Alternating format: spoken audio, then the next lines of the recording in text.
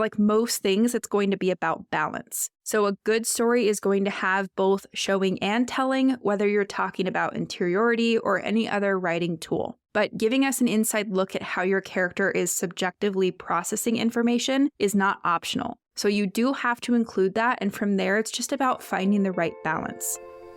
Welcome to the Fiction Writing Made Easy podcast. My name is Savannah Gilbo, and I'm here to help you write a story that works. I want to prove to you that writing a novel doesn't have to be overwhelming. So each week, I'll bring you a brand new episode with simple, actionable, and step-by-step strategies that you can implement in your writing right away. So whether you're brand new to writing or more of a seasoned author looking to improve your craft, this podcast is for you. So pick up a pen and let's get started. In today's episode, we're going to talk about interiority. And the reason I wanted to talk about this topic today is because it's one of the biggest things I see missing from the drafts I edit. And I wanted to share some light on this topic so that you can make sure you're including enough interiority in your work in progress or in your next draft.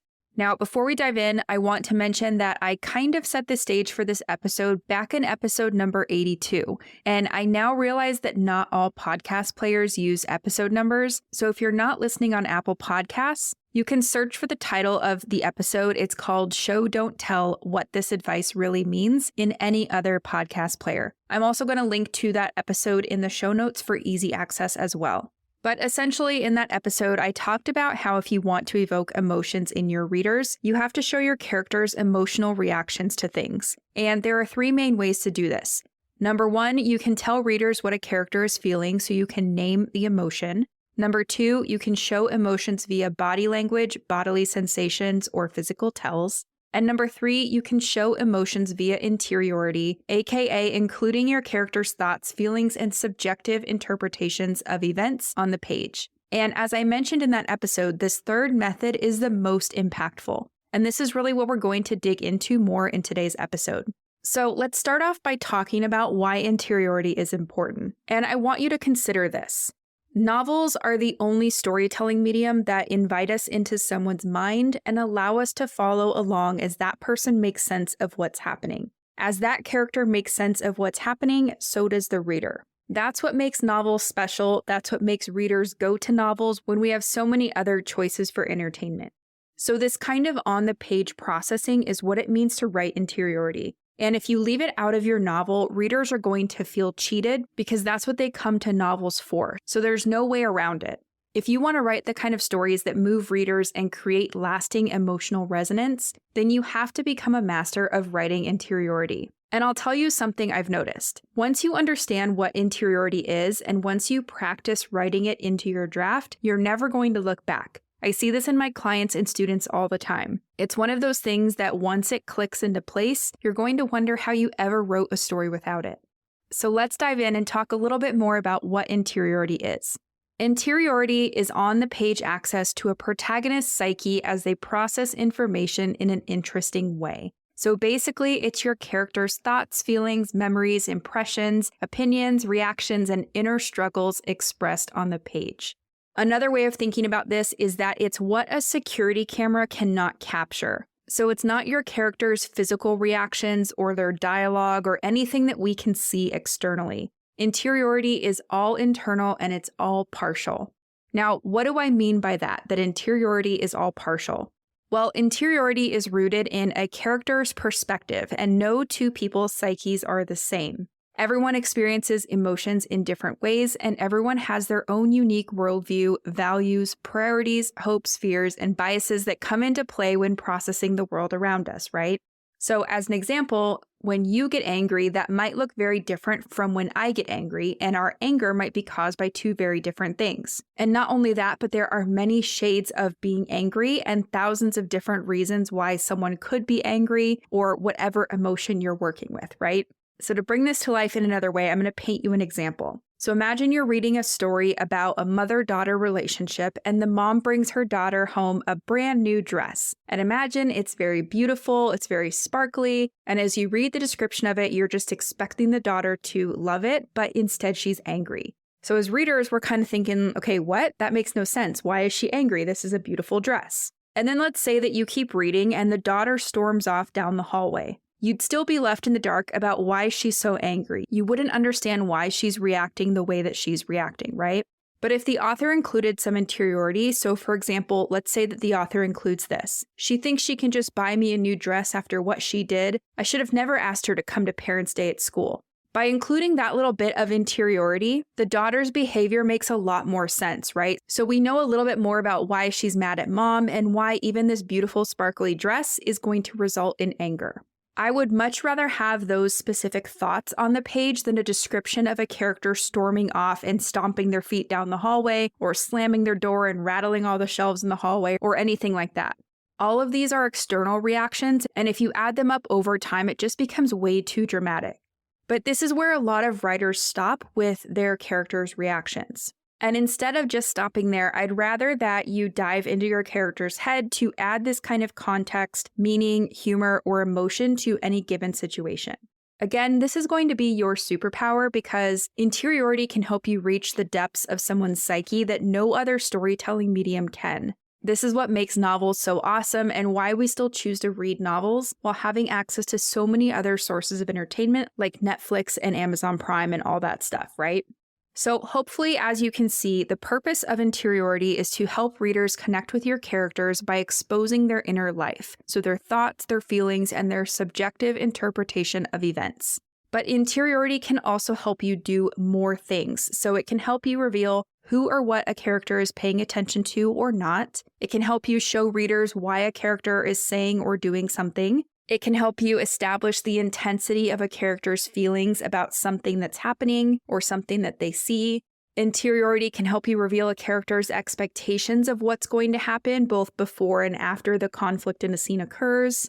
It can help you show readers how trusting a character is on the inside versus how they act on the outside. It can help you establish what a character wants to be kept private and why, which will eventually help you up the stakes. It can help you reveal a character's vulnerability in any given situation, and so much more.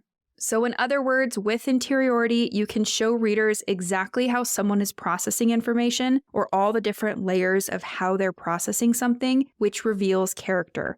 And this is true whether you're writing in first person or third person, whether you're writing for adults, young adults, or middle grade readers. All stories, regardless of genre, need to include interiority.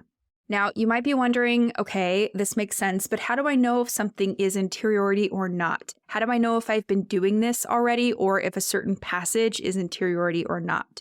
You can ask yourself two questions. First, can a security camera objectively capture what's happening? So if a security camera recorded the moment, could any person in the world watch what's happening and report objectively on the facts? The second question you can ask is this passage neutral? And if you answer yes to both of these questions, that means that the passage is not interiority.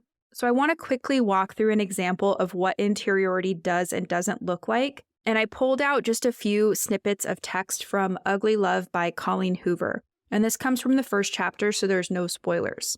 Okay, so I'm going to give you an example of interiority first. Here we go. This place seems more like a historic hotel than an apartment complex with its expansive columns and marble floors. So this is interiority because it's the protagonist's subjective interpretation of the apartment complex. She's telling us what it seems like, and she's showing us what she's focusing on. So if a security camera was watching her walk through this apartment complex, whoever is watching the footage of that would not be able to know that she thinks it seems more like a historic hotel than an apartment complex, and that she's focusing on the expansive columns and marble floors, okay? So now let's look at something that is not interiority. Here we go. I find the panel and press the button for the 18th floor, then look up at the mirrored wall of the elevator. So this is just neutral movement, right? A camera could record this character pressing the button to the 18th floor, and a camera could show her looking up at the mirrored wall of the elevator. So if this is your first time hearing about interiority, the differences between those passages might feel subtle. If you feel that way, don't worry. I do highly recommend doing an exercise like this with a page from your favorite book and just kind of highlighting in one color what's objective that a security camera could record and that someone could report on objectively versus what is partial or subjective to that character, just to kind of get in the habit of feeling which is which. You can also do an exercise where you compare the interiority in your own work in progress with the amount of interiority that you see in published novels of the same genre. And I would say more often than not, you're going to be surprised to realize that you probably need to add more interiority. This is almost always the case with, I'd say 98% of the drafts that I've edited or coached. So just a fun side note. Okay, so let's shift gears and go into how to write interiority. Now, since interiority is rooted in your character's perspective, you are going to need to do the work up front to understand their worldview, their fears, their biases, their hopes, their dreams, their goals, their preferences, their motivations, and all those wonderful things before you can write any kind of meaningful interiority. You're also going to need to do the work to develop your story's plot so that your character has something to react to.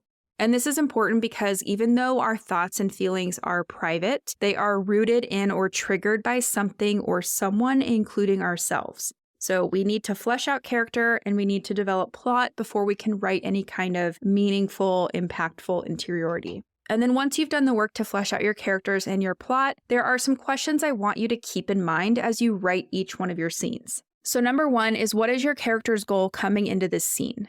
Number 2, what is their motivation for pursuing that goal? Number 3, how are they feeling when the scene starts? Number 4, what do they hope will happen in this scene? Number 5, what do they worry or fear will go wrong? Number 6, how do they feel about their ability to accomplish their goal? Number 7, how do they feel once the conflict kicks in? Number 8, how do they feel about the other characters in the scene or even the setting? Number 9, how do they feel when the scene ends? And number 10, how do they feel about their place in the overall plot right now in this scene? You don't have to address all of these questions in every scene, but you can train yourself to think along these lines when your character is experiencing emotions. The writers who tend to struggle with interiority usually just use physical sensations to convey emotions, and their scenes end up feeling really dramatic or cliche. So instead, use these questions to dig deeper. Look for what lives underneath those physical reactions. If you're editing a finished draft, you can look for places where you've either named emotions or where you've written some of those cliche character reactions like slamming their fists on the table and stomping their feet and things like that. And you can elaborate or change what you have to include interiority. So, for example, if you find a spot in your draft where you've told readers that a character feels anxious, instead of just stopping there, show us why. So what is your character nervous or anxious about? Are they worried that they won't succeed in whatever's coming up in the scene? Do they have low self-esteem about something in particular? Will their ex-partner be in the room during a big presentation and was that unexpected? Are they worried about a specific worst-case scenario that could give readers some additional context either into that character or the plot or the stakes? Things like that. Now, a question I get asked all the time is, isn't this telling? So including a character's thoughts, isn't that telling, and isn't telling a bad thing? And my answer is this. Interiority can be telling, but it can also be showing.